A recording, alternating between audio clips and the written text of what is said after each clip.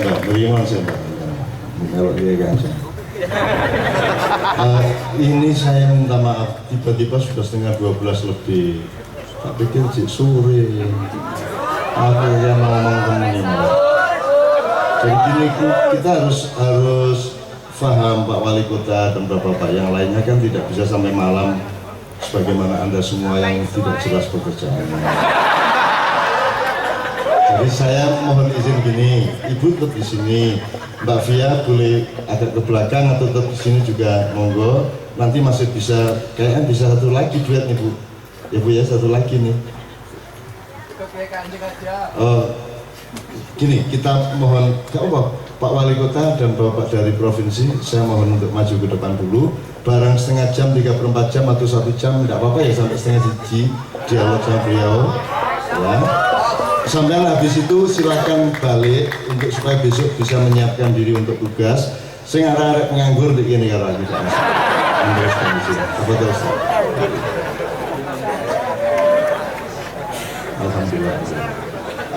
Saya mohon izin karena saya minta maaf karena sampai jam setengah 12 ini saya belum mampu mengungkapkan apa yang sebenarnya perlu dan seharusnya saya ucapkan kepada Anda semua. Jadi cik guyon untuk kalau sampean ini. Jadi Pak Wali Kota sampean fokuskan sedikit, nanti saya ngerespon dikit-dikit aja. Jadi hajat pada malam hari ini bisa efektif dan bisa berlangsung sepanjang beliau menjabat sebagai Wali Kota, dan saya doakan Wali Kota berikutnya sama saya bisa. Saya doakan supaya program-program yang baik bisa jalan sampai 10 tahun ya sampai terus nol lah, ya, sampai terus nol. Supaya karena kayak di beberapa kabupaten lain kan programnya sapi, begitu ganti bupati, ganti wali kota, bubar. Menurut di Indonesia yang ini Bu, karena dasarnya tidak ada bedanya antara pemerintah dengan negara. Itu kapan-kapan kita omongkan. Pak Wali Kota nyuruh saya monggo difokuskan terus supaya sah substansinya pada malam hari ini. Setelah itu kita nyanyi-nyanyi lagi sama teman-teman. Terima kasih Cak Nun. Jadi kami di Kota Kediri ini berkomitmen, pemerintah daerah itu ingin membangun kota itu dimulai dari yang paling bawah, yaitu di tingkat RT terlebih dahulu. Kalau biasanya, kalau Bapak Ibu, Mas-mas Mbak lihat, membangun kota itu dari tengah kota, mercusuarnya dulu dan sebagainya, dan kadang-kadang bagian yang terpenting yaitu bagian yang di gang buntu, yang di gang-gang kecil itu tidak terbangun akhirnya. Nah, oleh karena itu pemerintah Kota Kediri saat ini sedang berinovasi, yaitu inovasinya tidak perlu dari tengah kota, tapi inovasi itu dilakukan dari tingkat yang paling bawah, yaitu RT. Nah, kalau nyambung masalah pada hari ini yaitu koperasi, UMKM, kami berkeinginan bahwa kita yang berada di Kota Kediri ini harus bisa memberikan warna pada Kota Kediri dalam bidang perdagangan. Di Kota Kediri ini kan merupakan kota perdagangan dan jasa. Maka dari itu kalau Bapak Ibu lihat bahwa di Kota Kediri ini banyak UMKM, banyak pedagang kaki lima, yang memang kota ini hidupnya dari perdagangan. Nah, oleh karena itu kita butuh sumber dana yang ada di pemerintah, yang harus diserap oleh masyarakat, yaitu sumber dana yang benar-benar berpihak pada masyarakat. Gaya dulu, mumpung yang foto Cak Nun. Nah, oleh karena itu kami mengembangkan sistem yang kita namakan bersama, yang kita sepakati bersama oleh pendahulu-pendahulu kita, yaitu koperasi. Koperasi ini tidak mencekik leher. Koperasi ini lebih bersahabat, karena banyak sekali warga Kota Kediri ini yang kalau ngarani di Kediri ini bank masjid atau bank detail. Banyak sekali saya lihat ibu-ibu itu kalau sudah kena bank detail nanti luntur, TV-nya luntur. terus apa namanya strikone, kursinya juga kejabel dan segala macam. Nah makanya kami ingin berkolaborasi dengan segala pihak yang benar-benar bisa menjamin masyarakat Kota Kediri ini kalau mereka pinjem uang itu mereka tidak keberatan untuk mengembalikan. Nah ini kebetulan dari provinsi juga memiliki apa namanya cita-cita yang sama. Di provinsi ini ada koperasi wanita. Kita punya koperasi wanita di Kota Kediri yang sangat bagus sekali, yang ada di daerah pesantren, yang sekarang nilainya atau asetnya itu sudah miliaran.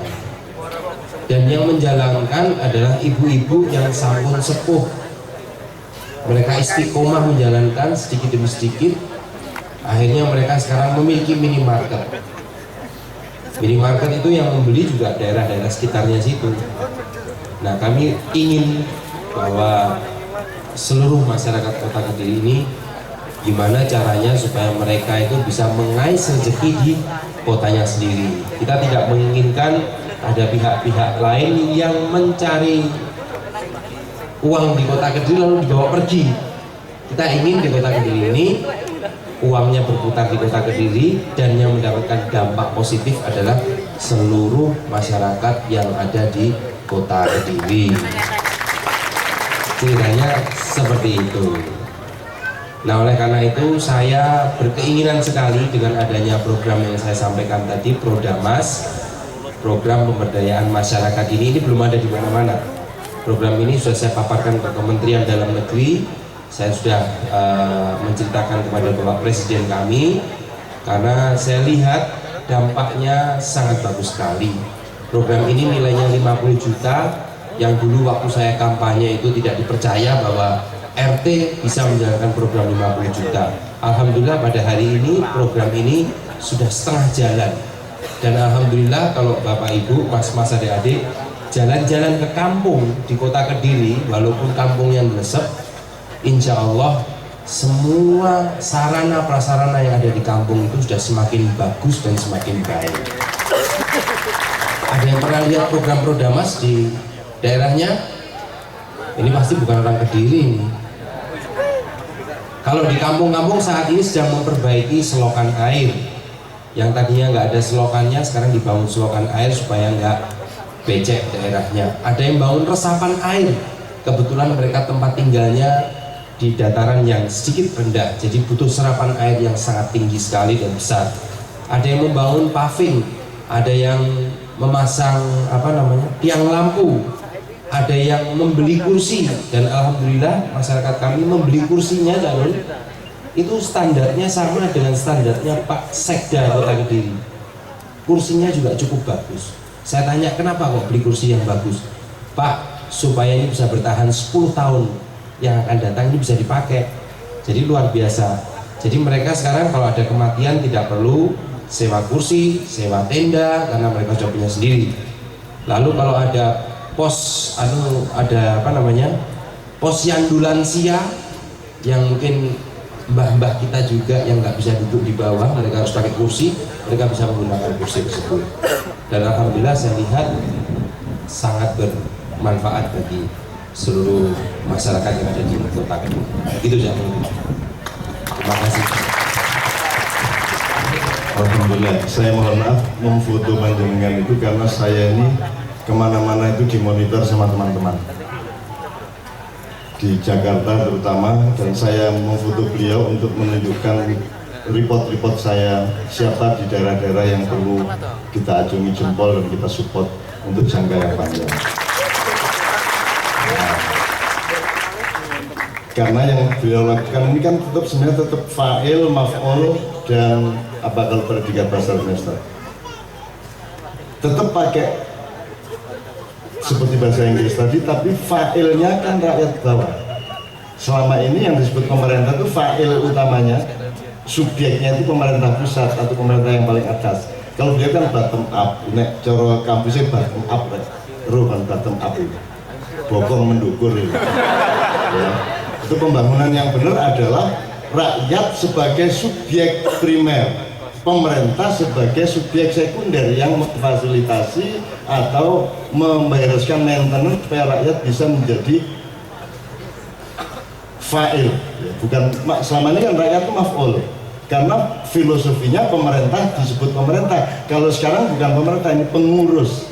Dia yang mengurusi pembagian 50 juta ke RT supaya teman-teman di RT semua itu saat dresep-dresep tetap mereka pelaku utama pembangunan dengan setelan yang mereka ketahui sendiri-sendiri, bukan diatur 100% dari atas. Jadi yang di atas menyelesaikan diri dengan yang bawah. Sejauh ini kan pembangunan yang kita kenal itu kan top down, bukan bottom up, dan beliau menerapkan bottom up. Berkali-kali saya mengingatkan di setiap kabupaten bahwa dalam teori sosiologi yang terakhir, negara itu tidak berada di tangan presiden dan menteri-menterinya. Negara itu berada di tangan kepala daerah. Kalau Pak Bupati, Pak Wali Kota dengan rakyat yang paling bawah itu ajur-ajar menjadi satu komposisi dengan mizan yang bagus, dengan keseimbangan pembangunan yang bagus, maka seluruh negara beres. Gitu. Kalau pemerintah pusat tidak bisa beresin. Nah, jadi kita bersyukur dan tepuk tangan untuk beliau, dan saya doakan setelah ini beliau diberkahi Allah, la in syakartum la azidannakum. Karena itu akan membuat rakyat gembira hatinya. Nek gembira hatinya, dia akan mendapatkan tambahan berkah dari Allah, maka omset dari kesubjekan rakyat akan makin tinggi juga, Mbak Bupati. Dan alhamdulillah beliau masih sangat muda, dan kita memang sedang mencari pemimpin-pemimpin yang akan datang. Sejak tahun 2024 nanti kita cari betul calon-calon menteri lah, nanti kita cari. Presidennya siapa karo, pokoknya kini dolek perkara Gusti Allah meratno kayak terserah Gusti Allah ya. Kini kan duwe iki lak nuroni bojo sing gawe anak sapa? Gusti Allah. Kon gak iso gawe anak, kon isone nuroni bojo. Ya benar. Ya. Jadi nek Anda mengubah hidup Anda, Allah yang akan menerapkan perubahan itu, karena Allah yang primer yang merubah kehidupan kita. Ngoten Mbak Wati ya. Nah, UMKM ya. Sampean nek turun ke diri jenenge bang apa niku? Sing sampean hindari niku. Bang detail. Nek BRI Pak. Kon mesti bang detail Pak. Bang pelecet. Gampangan niku rentenir lah. Rentenir lah ya. Ini rentenir, masya Allah, saya kasihan anaknya, kasihan cucunya kalau ada rentenir di sini. Sakno anaknya meneh-meneh, sakno sama cucunya meneh-meneh, gitu ya. Karena ini lintah yang luar biasa. Maka dengan adanya koperasi, Pak, peluang untuk bank detail ini menjadi lebih rendah, dan kita bukan benci mereka, mereka bisa bergabung di dalam kehidupan yang lebih kooperatif satu sama lain. Karena dalam jangka panjang kita memang akan menerapkan koperasi ini sebagai satu-satunya sistem ekonomi yang diterapkan, tidak ada kecuali di Indonesia. Karena manusianya sudah kooperatif sebenarnya, infrastruktur budayanya sudah sangat mencukupi. Kita punya nilai-nilai budaya yang memungkinkan koperasi itu hidup. Tapi karena dulu kita mengalami era-era di mana kepemimpinan terlalu top down, kita gak jelas doa-doa. Pokoknya intinya saiki dimulai di mana-mana bottom up ini. Nah, saya mohon dengan sangat hal koperasi ini ditegaskan, Pak. Terima kasih, Cak Nur. Assalamualaikum warahmatullahi wabarakatuh. Selamat malam dan salam sejahtera bagi kita semua. Moga-moga ini bukan debat calon wali kota, Cak Nur. Nah, karena ini berdua, takutnya debat calon wali kota. Bapak Ibu, masyarakat Kota Kediri yang saya hormati, saya banggakan, saya cintai, wabil khusus Pak Wali Kota Kota Kediri. Jadi Pemprov atau pemerintah Provinsi Jawa Timur di kepemimpinan Pak Dwi Karwo dan Gus Ipul yang kedua, ini Cak Nur ini yang kedua, alhamdulillah bahwa tagline-nya Pak Dwi Karwo dan Gus Ipul APBD untuk rakyat. Nah, kenapa APBD untuk rakyat? Yaitu bahwa tugas pemerintah itu minimal ada dua. Salah satunya adalah fasilitasi, yang kedua adalah regulator. Ini tugas pemerintah. Nah, yang fasilitasi itu apa? Ya, ini sekarang ini salah satu. Ini salah satu kita mengadakan kampung Ramadan. Mungkin kampung Ramadan ini yang pertama yang besar. Tepuk tangan untuk Kota Kediri. Nah, ini tugas pemerintah memang fasilitasi. Yang kedua adalah regulator. Apa sih regulator itu?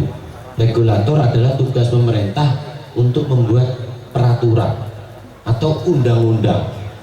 Lah, peraturan undang-undang ini yang tidak boleh disalahgunakan, disalahartikan oleh siapa? Oleh aparat pemerintah. Nah, jadi sekarang ini Bapak Ibu, saya mungkin dengan Pak Sekda dan jajarannya jadi PNS itu mboten eco sekarang. Mboten eco, mboten enak lah. Mangke salah sithik panggil, salah sithik dipanggil. Nah, kembali lagi ke tupoksi bahwa pemerintah Jawa Timur memang ingin membentuk koperasi yang sebanyak-banyaknya di Jawa Timur dan UKM yang sebanyak-banyaknya juga di Jawa Timur. Saya akan cerita sedikit, Cak Nun sedikit. Pertumbuhan ekonomi Jawa Timur sepanjang sejarah itu tidak pernah kalah dengan nasional. Nih, pertumbuhan ekonomi semester 1 di 2015 ini nasional itu hanya 4,7 pertumbuhan ekonomi. Jawa Timur itu 5,48. Tepuk tangan untuk Jawa Timur. Lah, 5,48 ini uang yang beredar di Jawa Timur, Cak Nun dan masyarakat Kota Kediri itu sebesar 1.438 triliun. Ini kartus dulu ya. Lah, kalau ditukar kerupuk opil sak piro kan gitu. Dari 1.438 triliun 53,38% itu dari koperasi dan UMKM kan. Kalau saya rupiahkan 53 itu hampir 800 triliun itu untuk dari koperasi dan UMKM di Jawa Timur. Tepuk tangan untuk UMKM yang ada di depan-depan ini. Nah, pemerintah provinsi di 2015 ini akan sudah membentuk itu 30.128 koperasi. Salah satunya adalah koperasi wanita. Koperasi wanita ini di Jawa Timur ada 8.158 koperasi wanita. Karena apa? Karena setiap kelurahan, setiap desa itu pasti ada kopar. Mungkin ibu-ibu yang duduk di sini ada yang anggota kopar. Wonten gitu. Kalau tidak ada bilang tidak ada. Jangan diada-adakan, katanya Cak Nun tidak baik itu, diada-adakan. Itu yang penting. Dari kopar itulah jadi perekonomian di desa, kami berharap pembangunan di kelurahan kami berharap tumbuh. Yang tadi Cak Nun juga sampaikan, Pak Wali juga sampaikan bahwa bottom up atau ini dari bawah perekonomian itu akan tumbuh. Makanya kami Dinas Koperasi dan UMKM Jawa Timur mengadakan setiap tahun itu semacam ini. Ya, ada yang namanya pasar rakyat, ada yang namanya kampung Ramadan, ya semacam ini. Nah, inilah nanti kami dengan tim kami ingin melihat UKM yang tampil di belakang kita atau di depan saya dengan Cak Nun dan Pak Wali Kota ini mana yang diminati oleh masyarakat. Lah, kalau yang itu banyak yang diminati, ini yang kami angkat oleh pemerintah Jawa Timur. Akan kami branded, akan kami jual di level yang lebih atas. Kalau sekarang hanya lokal Kota Kediri, nanti akan lebih atas lagi apa? Lokal Jawa Timur. Ini yang tugas kami memang, khususnya pemerintah Jawa Timur. Lah, kalau koperasi dan UKM ini diminati oleh masyarakat, khususnya masyarakat Jawa Timur dan lebih khusus adalah masyarakat Kota Kediri, yang saya kalau boleh pinjem ya loh, pinjem dari partai ini Pak Amin, tapi bukan kampanye. Kalau bukan kita, siapa lagi yang menikmati, yang menggunakan, yang memakai, yang membeli daripada produk-produk saudara-saudara kita ini, yaitu yang dari koperasi maupun dari UMKM. Nah, inilah yang harus kita lihatkan, inilah yang harus kita create, dan inilah yang harus kita berdayakan. Ya, ini yang harus kita lakukan. Jadi kami di Dinas Koperasi setiap tahun, Cak Nun perlu saya sampaikan, di Jawa Timur menggelontorkan dana hibah ini hampir 200 miliar di 38 kabupaten kota. Dan ini yang melakukan masyarakat, bukan pemerintah, bukan Dinas Koperasi. Dan ini sudah berlaku hampir 7 tahun. Setiap tahun kami kelola dana 200 miliar yang kami hibahkan kepada masyarakat yang ada di Jawa Timur. Ini yang program-programnya padu. Itu mungkin tidak berpanjang lebar karena sudah malam. Sekali lagi, kalau dari yang hadir yang rawuh malam ini kami kepingin menjadi wirausaha baru, kepingin menjadi menciptakan sesuatu, silakan datang ke Dinas Koperasi Provinsi Jawa Timur untuk mengikuti pelatihan di sana gratis. 1 hari, namanya short course, kalau bahasa Maduranya short course, pelatihan singkat. 1 hari gratis. Kalau kesulitan, kan saya lihat ini sudah pakai Android semua, bisa di website dibuka, daftar lewat website, tidak ada pungutan sepeser pun. Kalau ada pungutan nanti disampaikan ke saya. Jadi www.diskopjatim.co.id, buka di situ. Karena kita sudah era-era yang keterbukaan. Di situ muncul kegiatan Dinas Koperasi, kemana, siapa yang menerima, silakan buka website itu. Dan alhamdulillah tahun ini Dinas Koperasi sudah masuk di ranking top 99 pelayanan publik tingkat nasional. Ini yang harus kita lakukan karena kita keterbukaan. Jadi sudah tidak ada ditutup lagi. Saya menggunakan uang untuk program ini berapa, sudah terbuka di website itu. Itu mungkin Danun karena sudah malam. Saya sekali lagi terima kasih Pak Wali Kota yang sudah bisa berpartisipasi dan berkolaborasi dengan pemerintah Jawa Timur, khususnya Pak Dekarwo dan Kusipul. Semoga tahun depan kita bisa lebih meriah dari tahun ini dan lebih baik lagi dari tahun ini. Itu mungkin, dan kami akhiri. Wassalamualaikum warahmatullahi wabarakatuh. Oke, dia tadi mengatakan sudah malam apa masih sore. Nah, nanti kita kasih kesempatan. Saya sudah mohon izin kepada Pak Wali Kota dan beliau, ada 2-3 orang paling tidak bisa nanya, bisa mengkonfirmasi dan seterusnya. Kemudian beliau kita merdekakan untuk kembali ke tempatnya, ya. Anda kan nggak punya kantor, nah, beliau punya kantor dan rumah dinas. Jadi mari ngono karo aku karo arek gak apa-apa dulinan meneh guyon-guyon ya. Nah, sekarang gini, saya bilang kepada beliau dalam perspektif Jawa Timur maupun beliau dalam perspektif Kota Kediri. Saiki iki kon nek wis sukses kudu kok tingkatno kalibermu. Ibarat menungso iki kon mek kate kepengin mangan wareg tok, nek kepengin wareg tok kewan ya iso. Jadi kalibermu mek kewan. Tapi kepingin jadi wong sing bermanfaat, berarti awakmu bisa menjadi Abdullah yang bermanfaat. Gak mek bermanfaat tapi melok noto bareng-bareng kasar negara, itu berarti anda khalifatullah. Nah, Jawa Timur ini saya kira sudah tidak ada masalah dengan sukses ekonominya. Ibarat perusahaan, dia sudah bisnis plan-nya sudah tercapai, bahkan melebihi skala nasional. Sekarang tinggal ditingkatkan kaliber sampean itu sloki, tak gelas, tak kendi, tak drum. Saya kira harus ditingkatkan. Karena begini, saya mohon izin, ada business plan, ada state plan, ada nation plan. Kalau beliau mau berpikir sampai nation plan pasti lebih kreatif menggarap diri. Jadi gak mek ya apa meningkatkan pendapatan rakyat, daya beli rakyat, produksi rakyat, gak mek itu insya Allah susah. Tapi kita juga berpikir bahwa kita ini kepingin noto negara, state plan. Jadi Jawa Timur sebagai daerah yang paling primer dari Republik Indonesia. Gak ada yang lebih Jawa Timur.